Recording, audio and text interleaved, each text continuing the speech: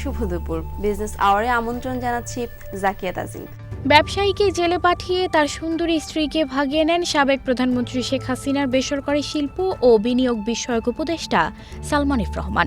জানা গেছে, সুন্দরী টিভি উপস্থাপক জাকিয়া তানজিনকে দেখেই ভালো লেগে যায় সালমান এফ রহমানের। তারপর ছলে বলে কৌশলে তাকে ভাগিয়ে নেন সালমান। বুধবার ভুক্তভোগী ইন্ডেক্স গ্রুপের ব্যবস্থাপনা পরিচালক শফিউল্লাহ আল মুনির দেশের শেয়ার বাজার কারসাজির মূল হোতা সালমান এফ রহমানকে নিয়ে এমন চাঞ্চল্যকর তথ্য ফাঁস করেন। এতে ভেতরে বাইরে পুরোপুরি বিপরীত রূপ ধরা পড়ে দরবেশ খ্যাত ব্যবসায়ী রাজনীতিক সালমানের। প্রভাব খাটিয়ে সালমান এফ রহমান কেড়ে নিয়েছে তার সুন্দরী স্ত্রীকে, এমনকি কেড়ে নিয়েছেন তার অনেক ব্যবসা বাণিজ্য।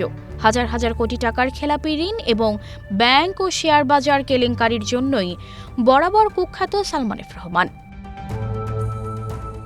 শফিউল্লাহ আল মুনির বলেন, তার স্ত্রী শেয়ার বাজার নিয়ে টিভিতে অনুষ্ঠান করতেন। সেই সূত্রে সালমান এফ রহমানের সঙ্গে তার পরিচয়। একটা পর্যায়ে তাদের মধ্যে সম্পর্ক তৈরি হয়। মানুষের কাছ থেকেও শোনা যেত অনৈতিক সম্পর্কের গুঞ্জন। তারপর সালমান এফ রহমান তাকে ডেকে নিয়ে ৪৮ ঘন্টার মধ্যে তানজিনকে তালাক দিতে হুমকি দেয়। তাকে তালাক দিতে মুনির রাজি না হওয়ায় সালমান এফ রহমানের গুপ্ত চরিত্রটা বেরিয়ে আসে নগ্নরূপে।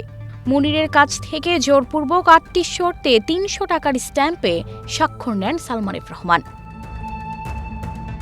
তিনি বলেন, শর্তগুলোর মধ্যে ছিল মুনির কখনোই তার কোম্পানির মালিকানা দাবি করতে পারবেন না, তার স্ত্রীকে ডিভোর্সের বিষয়ে কাউকেই কিছুই বলতে পারবে না, এমনকি তার ছেলের কাস্টাডিও চাইতে পারবে না।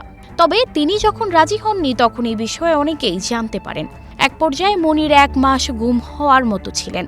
হামলা মামলার ভয়ে তটস্থ থাকতেন সবসময়। পরে ২০২০ সালের দিকে তার স্ত্রীর সঙ্গে ডিভোর্স হয়ে যায়। জনরোষে গত ৫ আগস্ট শেখ হাসিনা পদত্যাগ করে ভারতে পালিয়ে যান। এরপর আওয়ামী লীগের সব নেতা ও মন্ত্রী এমপিদের মতো সালমান এফ রহমানও আত্মগোপন করেন।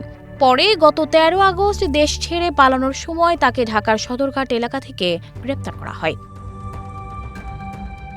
সানজিদা রহমান, প্রবাস খবর।